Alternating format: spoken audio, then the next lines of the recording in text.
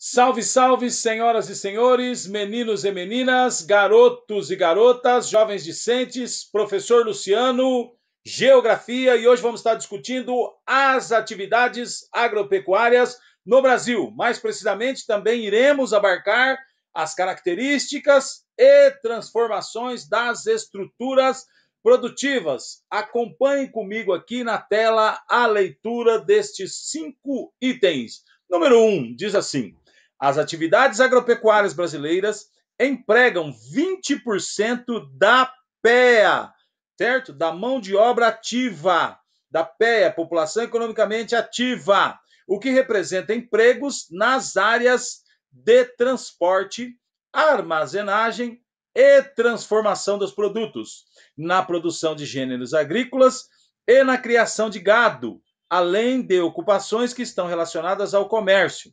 Esse setor produz cerca de 25% da renda das exportações nacionais, ou seja, então, resumidamente, 25% da renda das exportações nacionais vem desse setor das atividades agropecuárias. Ela emprega 20% da mão de obra ativa dessa população economicamente ativa. Só que eu quero fazer um parênteses, abrir um parênteses aqui. O que é o PIB? É toda a riqueza que é gerada no país, certo? Tudo que é gerado no país. Então, no PIB, a agropecuária participa com 5%, certo? Eu não estou falando do agronegócio, estamos falando apenas da agropecuária, já vamos discutir agronegócio.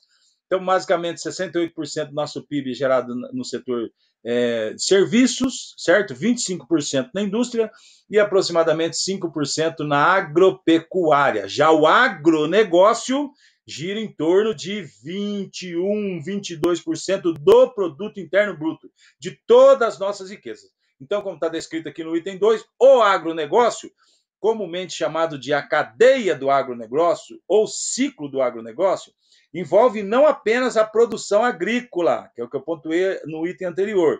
Então, envolve não apenas a produção agrícola, mas também as diferentes etapas das atividades antes do cultivo, como desenvolvimento de pesquisa, elaboração de tecnologias rurais, como adubos, máquinas, insumos, rações e sementes, e o processamento e a distribuição de produtos agrícolas. Então, o agronegócio não está restrito ali apenas à atividade, a produção agrícola, envolve atividades que permeiam esse negócio de forma anterior e posterior à produção, tá? Seguindo esse raciocínio, o item de número 3 diz assim: diversos produtos relacionados ao agronegócio têm como destino a exportação, destacando-se. Aqui eu quero só parar um pouquinho, falando quando a gente fala de agronegócio, eu quero só falar, por exemplo, vantagens, tá, do agronegócio. Uso de tecnologia, certo? Então, a gente acaba melhorando produção e abrindo o setor agrícola para outras áreas também atuarem, o setor da informática, né? Por exemplo. Então, assim, a vantagem do agronegócio é o uso de tecnologia, um melhor controle, monitoramento, a automatização, melhora da lucratividade, certo? Então, esse agronegócio vai, como a gente acabou de dizer, ele envolve abarca também etapas de desenvolvimento de pesquisa, elaboração de tecnologias rurais. Então, o agronegócio tem vantagens, mas tem desvantagens também. Por exemplo, desmatamento é um processo altamente poluente, usa agrotóxicos, nós temos também os poluentes relacionados ao transporte. Por exemplo, eu vou transportar esse produto, eu estou poluindo o meio ambiente, tá? Então, vamos voltar aqui dentro do item 3.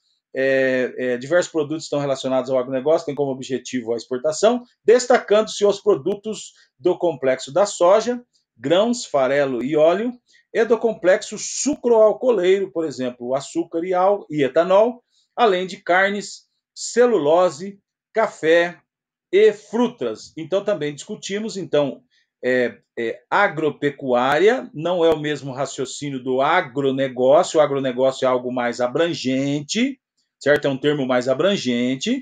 Discutimos também algumas vantagens e desvantagens do agronegócio. Seguindo aqui no item de número 4, diz assim: dentro do contexto das atividades agropecuárias no Brasil. Item 4, outra forma de organização no campo se dá por meio da agricultura familiar, certo? Quando falamos de agricultura familiar, estamos falando do quê? De uso de técnicas mais tradicionais. Estamos falando de queimada, por exemplo, aquele antigo raciocínio que havia lá atrás naquela técnica da coivara. Depois o senhor pesquisa aí, certo? Uso de técnicas tradicionais, a queimada, a enxada ainda é comum. Aqui na nossa região a queimada é comum ainda, infelizmente, certo? E às vezes, numa grande maioria das vezes, ainda relacionado com o quê? Com baixa produtividade. Dando sequência, que trata do cultivo realizado por pequenos produtores responsáveis por abastecer os centros urbanos do país com os alimentos tipicamente consumidos pela população brasileira, entre eles o quê? O nosso famoso arroz, feijão, o milho, a mandioca, as frutas e as hortaliças. Seguindo o nosso raciocínio, dentro do pensamento de discutir as atividades agropecuárias no Brasil, a estrutura fundiária, item 5, isto é, a forma com que se distribui as propriedades rurais no Brasil, é muito concentrada. Ou seja, enquanto poucos proprietários possuem muita terra, muitos produtores ainda não têm acesso a ela ou possuem pequenas porções de terra. Nós nem vamos entrar dentro do mérito da questão hoje de discutir que nós temos muitos sem terras no país, nós não temos o processo da reforma agrária, a concentração de terras ainda está ligada muito àquele processo de colonização do Brasil. Só para posicionar vocês, tá? Basicamente, nós temos, com menos de 10 hectares, tá? Propriedades com menos de 10 hectares significam 30% das propriedades do país, tá? De 10 hectares, de 10 alqueires, certo? 10 alqueires. De 10 alqueires a menos de 100, de 10 a menos de 100, entre 10 e 100, mais da metade, 53% das propriedades. De 100 a menos de 1.000, 13%.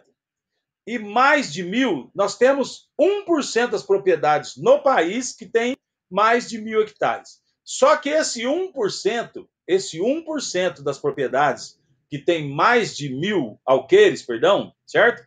Representa o quê? Quase metade de toda a terra do país, certo? Ou seja, apenas 1,6% dos estabelecimentos rurais concentram 43,8% das terras do espaço agrícola nacional. E a maioria deles, 85,2%, correspondem a apenas 20% da terra ocupada. Ou seja, nós temos muita terra na mão de pouca gente. E tem muita gente sem terra e muita gente com pouca terra.